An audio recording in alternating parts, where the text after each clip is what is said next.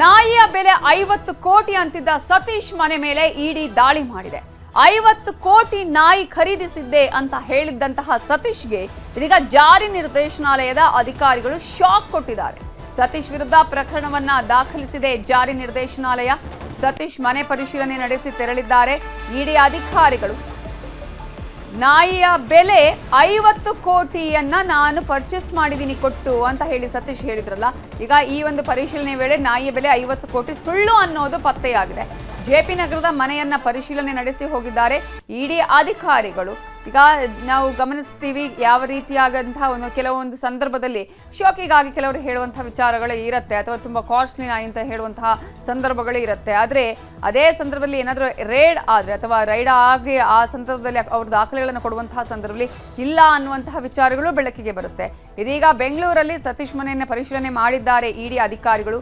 JP ನಗರದ ಮನೆಯನ್ನ ಪರಿಶೀಲಿಸಿದಂತಹ ಸಂದರ್ಭದಲ್ಲಿ ಇಡಿ ಅಧಿಕಾರಿಗಳಿಗೆ ಈ ನಾಯಿಯ ಬೆಲೆ 50 ಕೋಟಿ ಅಲ್ಲ ಅನ್ನೋದು ಗೊತ್ತಾಗಿದೆ. ಇದೇ ವಿಚಾರಕ್ಕೆ ಸಂಬಂಧಪಟ್ಟ ಹಾಗೆ ಇನ್ನಷ್ಟು ಡೀಟೇಲ್ಸ್ ಅನ್ನ ಕೊಡೋದಕ್ಕೆ ನಮ್ಮ ರಿಪೋರ್ಟರ್ ಮಂಜುನಾಥ್ ಈಗ ಫೋನ್ ಸಂಪರ್ಕದಲ್ಲಿ ಜಾಯ್ನ್ ಆಗಿದ್ದಾರೆ. ಮಂಜುನಾಥ್, ಸತೀಶ್ ಮನೆ ಮೇಲೆ ಇಡಿ ಅಧಿಕಾರಿಗಳು ದಾಳಿಯನ್ನ ಮಾಡಿದ್ದಾರೆ, ಏನೆಲ್ಲ ದಾಖಲೆಗಳನ್ನ ಈಗ ಪರಿಶೀಲನೆ ಮಾಡಿದ್ದಾರೆ, ಜೊತೆಗೆ ಈ ನಾಯಿಯ ವಿಚಾರಕ್ಕೆ ಸಂಬಂಧಪಟ್ಟ ಹಾಗೆ ಏನೆಲ್ಲ ಮಾಹಿತಿ ಲಭ್ಯವಾಗಿದೆ? ನವಿತಾ, ಕೆಲ ದಿನಗಳ ಹಿಂದಷ್ಟೇ ಸತೀಶ್ ಎನ್ನುವಂತ ಡಾಗ್ ಬ್ರೀಡರ್ ತನ್ನ ಬಳಿ 50 ಕೋಟಿ ಮೌಲ್ಯದ ನಾಯಿ ಇದೆ ಅನ್ನುವಂಥದ್ದನ್ನ ಒಂದು ವಿಡಿಯೋ ಕೂಡ ಅಷ್ಟೇ ಎಲ್ಲಾ ಕಡೆ ವೈರಲ್ ಆಗಿತ್ತು. ಈ ಒಂದು ವಿಡಿಯೋ ವೈರಲ್ ಆಗಿದೆ. ಇಡಿ ಅಧಿಕಾರಿಗಳು ಕೂಡ ಅಷ್ಟೇ ಅದನ್ನ ಅಬ್ಸರ್ವ್ ಮಾಡ್ತಿದ್ದಾರೆ. ಅಂದ್ರೆ ಆತ ಓಪನ್ ಆಗಿ ತನ್ನ ಬಳಿ 50 ಕೋಟಿ ಮೌಲ್ಯದ ನಾಯಿ ಇದೆ ಅನ್ನೋ ಸಂದರ್ಭದಲ್ಲಿ ಈತ ವ್ಯವಹಾರಗಳು ಏನಿರಬಹುದು ಅನ್ನುವಂಥದ್ರ ಬಗ್ಗೆ ಕೂಡ ಅಷ್ಟೇ ನಿಗಾ ಇಟ್ಟಿದ್ರು. ಜೊತೆಗೆ ಆತ ಏನೋ ಒಂದು ವಿಡಿಯೋ ಸ್ಟೇಟ್ಮೆಂಟ್ ಅನ್ನ ಕೊಟ್ಟಿದ್ದ, ಅದರ ಮೇಲೆ ಒಂದು ಕೇಸ್ ಅನ್ನು ಕೂಡ ಅಷ್ಟೇ ಇಡಿ ಅಧಿಕಾರಿಗಳು ದಾಖಲನ್ನ ಮಾಡ್ಕೊಂಡಿದ್ರು. ಆ ಒಂದು ನಿಟ್ಟಿನಲ್ಲಿ ಇವತ್ತು ಬೆಳ್ಳಂಬೆಳಿಗ್ಗೆ ಜೆಪಿ ನಗರದಲ್ಲಿರುವಂತಹ ಸತೀಶ್ನ ನಿವಾಸದ ಮೇಲೆ ಇಡಿ ಅಧಿಕಾರಿಗಳು ದಾಳಿಯನ್ನ ಮಾಡ್ತಾರೆ. ದಾಳಿ ಮಾಡಿ ಪರಿಶೀಲನೆಯನ್ನು ಕೂಡ ಮಾಡ್ತಾರೆ. ಪರಿಶೀಲನೆ ಮಾಡಿದಂತಹ ಸಂದರ್ಭದಲ್ಲಿ ಸತೀಶ್ನನ್ನು ಕೂಡ ಅಷ್ಟೇ ವಶಕ್ಕೆ ಪಡೆದು ವಿಚಾರಣೆಯನ್ನು ಕೂಡ ಮಾಡ್ತಾರೆ. ವಿಚಾರಣೆ ಮಾಡುವಂತಹ ಸಂದರ್ಭದಲ್ಲಿ ಸತೀಶ್ ಈಗ ಇಡಿ ಅಧಿಕಾರಿಗಳು ಹೇಳಿರುವಂತದ್ದು ಏನು ಅಂತಂದ್ರೆ, ನಾನು 50 ಕೋಟಿ ಮೌಲ್ಯದ ನಾಯಿ ಅದಲ್ಲ, ನಾನು ಬದಲಾಗಿ ಸುಳ್ಳನ್ನ ಹೇಳಿದ್ದೆ ಅನ್ನುವಂಥದ್ದನ್ನ ಕೂಡ ಇಡಿ ಅಧಿಕಾರಿಗಳ ಮುಂದೆ ಆತ ಹೇಳಿರುವಂತದ್ದು. ಜೊತೆಗೆ ಆತನ ಬಳಿ ಯಾವ್ಯಾವ ನಾಯಿಗಳಿದೆ ಮತ್ತು ಎಲ್ಲಿಂದ ಬಂತವು, ಹೇಗೆ ಆತ ತಗೊಂಡಿದ್ದ ಅನ್ನುವಂಥದ್ರ ಬಗ್ಗೆ ಕೂಡ ಈಗಾಗಲೇ ಇಡಿ ಅಧಿಕಾರಿಗಳು ಪರಿಶೀಲನೆ ಮಾಡ್ತಿರುವಂತದ್ದು. ಜೊತೆಗೆ ತನ್ನ ಬಳಿ ಇನ್ನೂ ಕೂಡ ಅಷ್ಟೇ ಬೇರೆ ಬೇರೆ ಒಂದು ನಾಯಿಗಳು ಕೂಡ ಇದೆ, ಜೊತೆಗೆ ಬೇರೆ ಬೇರೆ ಮೌಲ್ಯ ಕೂಡ ಅದಕ್ಕಿದೆ ಅನ್ನೋಂತ ಇಲ್ಲೇನಿದೆ. ಆತನ ವ್ಯವಹಾರವಾದ್ರೂ ಏನಿರಬಹುದು ಅನ್ನೋದ್ರ ಬಗ್ಗೆ ಕೂಡ ಇಡಿ ಅಧಿಕಾರಿಗಳು ಮಾಹಿತಿಯನ್ನು ಸಂಗ್ರಹ ಮಾಡುವಂತ ಒಂದು ಕೆಲಸವನ್ನ ಮಾಡ್ತಿದ್ರೆ. ಸದ್ಯಕ್ಕೆ ಸುಮಾರು ಮಧ್ಯಾಹ್ನದವರೆಗೂ ಕೂಡ ಅಷ್ಟೇ ಸತೀಶ್ನ ಇಂಟ್ರಾಗೇಷನ್ ಮಾಡಿದ್ದಾರೆ. ಇಂಟ್ರಾಗೇಷನ್ ಮಾಡಿದಂತ ಸಂದರ್ಭದಲ್ಲಿ ತನ್ನ ಆದಾಯದ ಮೂಲಗಳಾಗಿರ್ಬೋದು, ಆತನ ವ್ಯವಹಾರಗಳಾಗಿರ್ಬೋದು, ಜೊತೆಗೆ ಆತ ಏನೆಲ್ಲ ಕೆಲಸಗಳನ್ನ ಮಾಡ್ತಿದ್ದ ಅನ್ನೋದ್ರ ಬಗ್ಗೆ ಸಂಪೂರ್ಣವಾದಂತಹ ಮಾಹಿತಿನ ಸದ್ಯಕ್ಕೆ ಇಡಿ ಅಧಿಕಾರಿಗಳು ಕಲೆಕ್ಟ್ ಮಾಡಿದ್ರೆ. ಫೈನಲ್ ಆಗಿ ಇಡಿ ಅಧಿಕಾರಿಗಳಿಗೆ ಏನು ಅಂತಂದ್ರೆ ಆತ ಹೇಳಿರುವಂತದ್ದು ಸುಳ್ಳು ಅನ್ನುವಂಥದ್ದು ಕೂಡ ಗೊತ್ತಾಗಿದ್ದು, ಸದ್ಯಕ್ಕೆ ಇಡಿ ಅಧಿಕಾರಿಗಳು ಆತನನ್ನ ವಿಚಾರಣೆ ಮಾಡಿದ್ದಾರೆ ಅನ್ನೋದ್ರ ಬಗ್ಗೆ ಮಾಹಿತಿ ಸದ್ಯಕ್ಕಿರುವಂತಹದ್ದು. Navitha, okay, thank you Manjunath ಡೀಟೇಲ್ಸ್ಗೆ. ಈಗಾಗಲೇ ನಾಯಿಯ ಬೆಲೆ 50 ಕೋಟಿ ಅಂತ ಹೇಳಿದಂತಹ ಸತೀಶ್ ಇದೀಗ ಒಪ್ಕೊಂಡಿದ್ದಾರೆ, ಇಲ್ಲ ಆ ನಾಯಿಯ ಬೆಲೆ 50 ಕೋಟಿ ಅಲ್ಲ, ಲಕ್ಷದಲ್ಲಿ ಇದೆ, ನಾನು ಸುಳ್ಳು ಹೇಳಿದ್ದೆ ಅನ್ನುವಂತಹ ವಿಚಾರವನ್ನ ಇಡಿ ಅಧಿಕಾರಿಗಳ ಮುಂದೆ ಬಾಯ್ಬಿಟ್ಟಿದ್ದಾರೆ. ಇದು ನ್ಯೂಸ್ 18 ಕನ್ನಡ ವರದಿಯ ಬಿಗ್ ಇಂಪ್ಯಾಕ್ಟ್. ಒಂದೇ ದಿನ 2 ಸುದ್ದಿಗಳ ಸಮಸ್ಯೆಯ ಬಗ್ಗೆ ಒಂದೇ ಸಲ ವರದಿಯನ್ನ ಮಾಡಿದ್ರು. 2 ಸಮಸ್ಯೆಗಳನ್ನ ಇದೀಗ ಒಂದೇ ಸಲ ಬಗೆಹರಿಸೋದಕ್ಕೆ ಆದೇಶವನ್ನ ಮಾಡಿದ್ದಾರೆ. ಬೆಳಗಾವಿಯ ಕಿತ್ತೂರು ವ್ಯಾಪ್ತಿಯ ಪರಸನಟ್ಟಿ ಗ್ರಾಮ ವಿದ್ಯುತ್ ಸಮಸ್ಯೆಯ ಜೊತೆಗೆ ಅಲ್ಲಿ ಅಂಗನವಾಡಿಯ ಕಾಮಗಾರಿ ಅರ್ಧದಲ್ಲೇ ನಿಂತಿತ್ತು. 2 ಸಮಸ್ಯೆಯನ್ನ ಬಗೆಹರಿಸುವ ಭರವಸೆಯನ್ನ ಕೊಟ್ಟಿದ್ದಾರೆ ಕಿತ್ತೂರು ಶಾಸಕರು. ನಮ್ಮೂರಲ್ಲಿ ನ್ಯೂಸ್ 18 ಕಾರ್ಯಕ್ರಮದಲ್ಲಿ ಅಲ್ಲಿ ಏನೇನು ಸಮಸ್ಯೆಗಳು ಇದೆ, ಒಂದು ಅಂಗನವಾಡಿ ಕಾಮಗಾರಿ ಅರ್ಧದಲ್ಲೇ ನಿಂತಿರೋದು, ಮತ್ತೊಂದು ಕಡೆ ಈಗಾಗಲೇ ಅಲ್ಲಿನ ನೀರಿನ ವಿಚಾರ ಆಗಿರ್ಬೋದು, ವಿದ್ಯುತ್ ಸಮಸ್ಯೆ ಆಗಿರ್ಬೋದು, ಅಲ್ಲಿ ಯಾವ ಕಾರಣಕ್ಕಾಗಿ ವಿದ್ಯುತ್ ಸಮಸ್ಯೆ ಪ್ರತಿ ಬಾರಿ ಕೂಡ ಆಗ್ತಾ ಇದೆ ಅನ್ನೋದರ ಬಗ್ಗೆ ವಿಸ್ತೃತವಾಗಿ ನ್ಯೂಸ್ 18 ಕನ್ನಡದ ನಮ್ಮೂರಲ್ಲಿ ನ್ಯೂಸ್ 18 ಕಾರ್ಯಕ್ರಮದಲ್ಲಿ ತೋರಿಸಿದ್ವಿ.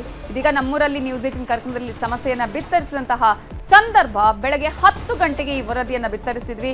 ಇದೀಗ ಮಧ್ಯಾಹ್ನ 3 ಗಂಟೆಗೆ ಹೆಸ್ಕಾಂಗೆ ಎಚ್ಚರಿಕೆಯನ್ನ ನೀಡಲಾಗಿದೆ. ಹೆಸ್ಕಾಂ ಅಧಿಕಾರಿಗಳಿಗೆ ಕಿತ್ತೂರು ಶಾಸಕ BS ಪಾಟೀಲ್ ಸೂಚನೆಯನ್ನ ಕೊಟ್ಟಿದ್ದಾರೆ. ಟ್ರಾನ್ಸ್ಫಾರ್ಮರ್ ಹಾಕಿ ವಿದ್ಯುತ್ ಸಂಪರ್ಕ ಕೊಡದೆ ಹೆಸ್ಕಾಂ ಕಳ್ಳಾಟವನ್ನ ಮಾಡ್ತಾ ಇತ್ತು. ಜೊತೆಗೆ ಕಿತ್ತೂರಿನ ಅಂಗನವಾಡಿ ಕಟ್ಟಡದ ಅರ್ಧ ಕಾಮಗಾರಿ ಆಗಿತ್ತು. ಆ ನಂತರ ಕಾಮಗಾರಿಯ ಕೆಲಸ ನಡೀತಾನೆ ಇರಲಿಲ್ಲ. ಇದರ ಬಗ್ಗೆ ಕೂಡ ವಿಸ್ತೃತವಾಗಿ ವರದಿಯನ್ನ ಪ್ರಸಾರ ಮಾಡಲಾಗಿತ್ತು. ನಮ್ಮೂರಲ್ಲಿ ನ್ಯೂಸ್ 18 ಕನ್ನಡ ಕಾರ್ಯಕ್ರಮದಲ್ಲಿ ಬೆಳಗ್ಗೆ 10 ಗಂಟೆಗೆ 2 ಸಮಸ್ಯೆಗಳ ಬಗ್ಗೆ ವಿಸ್ತೃತವಾಗಿ ಬಿತ್ತರವನ್ನ ಮಾಡಿದ್ವಿ. ಈಗ ಗ್ರಾಮಕ್ಕೆ ತೆರಳಿ ಮಾಹಿತಿಯನ್ನ ಪಡೆದಿದ್ದಾರೆ ಹೆಸ್ಕಾಂ ಹಾಗೇನೇ ಶಿಕ್ಷಣ ಇಲಾಖೆಯ ಅಧಿಕಾರಿಗಳು. ಇದು ನ್ಯೂಸ್ 18 ಕನ್ನಡದ ಬಿಗ್ ಇಂಪ್ಯಾಕ್ಟ್. ಒಂದೇ ಸಮಯ ಒಂದೇ ವರದಿ, ಆ ವರದಿಯಲ್ಲಿ 2 ಸಮಸ್ಯೆಗಳು. ಆ ಸಮಸ್ಯೆಯನ್ನ ಈಗ ಬಗೆಹರಿಸುವಂತಹ ಭರವಸೆ ಸಿಕ್ಕಿದೆ. ಇದು ನ್ಯೂಸ್ 18 ಕನ್ನಡ ವರದಿಯ ಬಿಗ್ ಇಂಪ್ಯಾಕ್ಟ್. ಈಗ ಒಂದ್ ಕಡೆ ವಿದ್ಯುತ್ ಸಮಸ್ಯೆ, ಮತ್ತೊಂದ್ ಕಡೆ ಅಂಗನವಾಡಿ ಕಾಮಗಾರಿ ಅರ್ಧದಲ್ಲೇ ನಿಂತಿದ್ದು, ಈ 2 ಸಮಸ್ಯೆಗಳಿಗೆ ಇದೀಗ ಪರಿಹಾರ ಸಿಗುವಂತಹ ಎಲ್ಲಾ ಲಕ್ಷಣಗಳು ಕಂಡಿದೆ. ಕಾರಣ ಶಾಸಕರು ಇದರ ಬಗ್ಗೆ ಇದೀಗ ಕ್ರಮವನ್ನ ಕೈಗೊಳ್ಳುವ ಭರವಸೆಯನ್ನ ನೀಡಿದ್ದಾರೆ. ಇದೇ ವಿಚಾರಕ್ಕೆ ಸಂಬಂಧಪಟ್ಟ ಹಾಗೆ ಇನ್ನಷ್ಟು ಡೀಟೇಲ್ಸ್ ಅನ್ನ ಕೊಡೋದಕ್ಕೆ ನಮ್ಮ ರಿಪೋರ್ಟರ್ ಚಂದ್ರಕಾಂತ್ ಸುಗಂಧಿ ಫೋನ್ ಸಂಪರ್ಕದಲ್ಲಿ ಜಾಯ್ನ್ ಆಗಿದ್ದಾರೆ. ಚಂದ್ರಕಾಂತ್ ಸುಗಂಧಿ, ಹಲವು ವರ್ಷಗಳಿದ್ದಂತಹ ಸಮಸ್ಯೆಗೆ ಇದೀಗ ನ್ಯೂಸ್ 18 ಕನ್ನಡದ ನಮ್ಮೂರಲ್ಲಿ ನ್ಯೂಸ್ 18 ಕನ್ನಡದಲ್ಲಿ ಸಮಸ್ಯೆ ಬಿತ್ತರಿಸಿದಂತಹ ಸಂದರ್ಭದಲ್ಲಿ ಇಮಿಡಿಯೇಟ್ ಆಗಿ ಪರಿಹಾರ ಕೂಡ ಸಿಗುವಂತಹ ಒಂದು ಲಕ್ಷಣಗಳು ಕಾಣಿಸ್ತಾ ಇದೆ. ಆಲ್ರೆಡಿ ಶಾಸಕರು ಕೂಡ ಮಾತನಾಡಿದ್ದಾರೆ, ಅಧಿಕಾರಿಗಳಿಗೆ ಎಚ್ಚರಿಕೆಯನ್ನ ಕೊಟ್ಟಿದ್ದಾರೆ.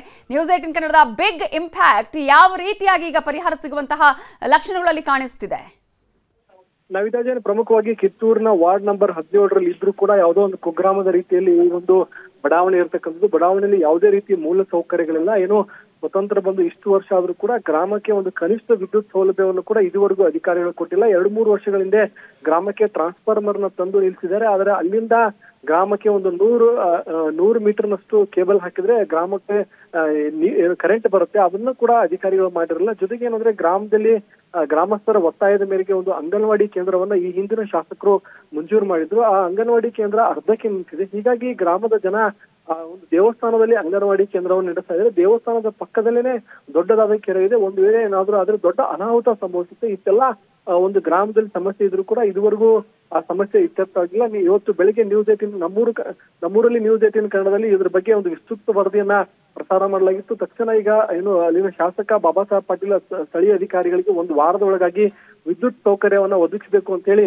ತಾಕೀತನ್ನ ಮಾಡಿದ್ದಾರೆ. ಮತ್ತೊಂದು ಕಡೆ ಗ್ರಾಮಕ್ಕೆ ಏನು ಶಿಕ್ಷಣ ಇಲಾಖೆ ಅಧಿಕಾರಿಗಳು ಕೂಡ ಭೇಟಿ ಕೊಟ್ಟು ಗ್ರಾಮದಲ್ಲಿ ಇರ್ತಕ್ಕಂಥ ಜನಸಂಖ್ಯೆಯ ಬಗ್ಗೆ ಮಾಹಿತಿಯನ್ನ ಪಡೆದಿದ್ದಾರೆ. ಒಟ್ಟು ಗ್ರಾಮದಲ್ಲಿ ಶಾಲೆಗೆ ಬರ್ಬೇಕಾದಂತ ಮಕ್ಕಳು 20ಕ್ಕೂ ಹೆಚ್ಚು ಇರೋದ್ರಿಂದ ಈ ವರ್ಷ ಪ್ರಾಥಮಿಕ ಶಾಲೆಯನ್ನ ಆರಂಭ ಮಾಡ್ತೀವಿ ಅಂತ ಹೇಳಿ ಗ್ರಾಮಸ್ಥರಿಗೆ ಈಗ ಭರವಸೆ ಕೊಟ್ಟು ಅಲ್ಲಿಂದ ತಿಳಿದಿದ್ದಾರೆ. ಯಾಕಂದ್ರೆ ಗ್ರಾಮದಲ್ಲಿ ಒಂದು ಅಂಗನವಾಡಿ ಕೇಂದ್ರ ಇಲ್ಲ. ಈ ಒಂದು ಗ್ರಾಮದ ಮುಖಂಡರೊಬ್ರು ಜಾಗದ ಸಮಸ್ಯೆ ಆದಾಗ ತಮ್ಮ ಜಾಗವನ್ನು ಕೂಡ ಕೊಡ್ತೀವಿ ಅಂತ ಹೇಳಿದ್ರು. ಇಷ್ಟಾದ್ರೂ ಕೂಡ ಅಧಿಕಾರಿಗಳು ನಿರ್ಲಕ್ಷ್ಯ ವಹಿಸಿದ್ರು. ಏನು ಪಟ್ಟಣ ಪಂಚಾಯತಿ 17ನೇ ವಾರ್ಡ್ ಬರುತ್ತೆ. ಇನ್ನು ಇದುವರೆಗೂ ಪುರಸಭೆ ಯಾವುದೇ ಅಧಿಕಾರಿಗಳು ಸ್ಥಳಕ್ಕೆ ಭೇಟಿ ಕೊಟ್ಟಿಲ್ಲ. ಗ್ರಾಮಕ್ಕೆ ಹೋಗಕ್ಕೆ ಒಂದು ಸರಿಯಾದ ರಸ್ತೆಯೂ ಕೂಡ ಇಲ್ಲ.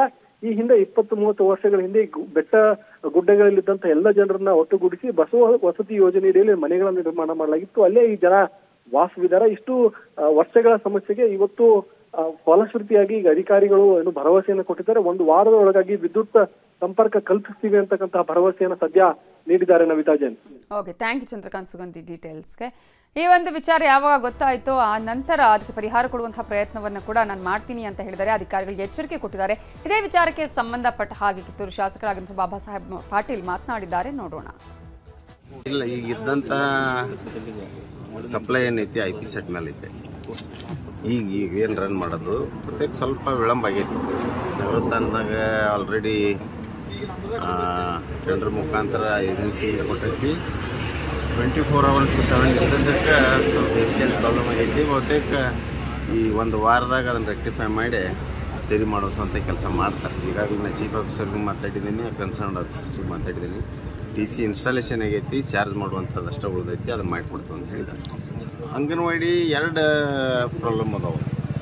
ಒಂದು ರೂರಲ್ ಮತ್ತು ಒಂದು ಪಟ್ಟಣ ಪಂಚಾಯತಿ ವ್ಯಾಪ್ತಿಗೆ ಬರೋದ್ರಿಂದ ನಮಗಿಲ್ಲ ನಿಮಗಿಲ್ಲ ಅನ್ನುವಂಥ ರೀತಿಯಿಂದ ಹೋದ ವರ್ಷ ಪಟ್ಟಣ ಪಂಚಾಯತಿ ವ್ಯಾಪ್ತಿಯಿಂದ ಮಾಡುವಂಥದ್ದು ಇರ್ತದೆ ಅಂಗನವಾಡಿ.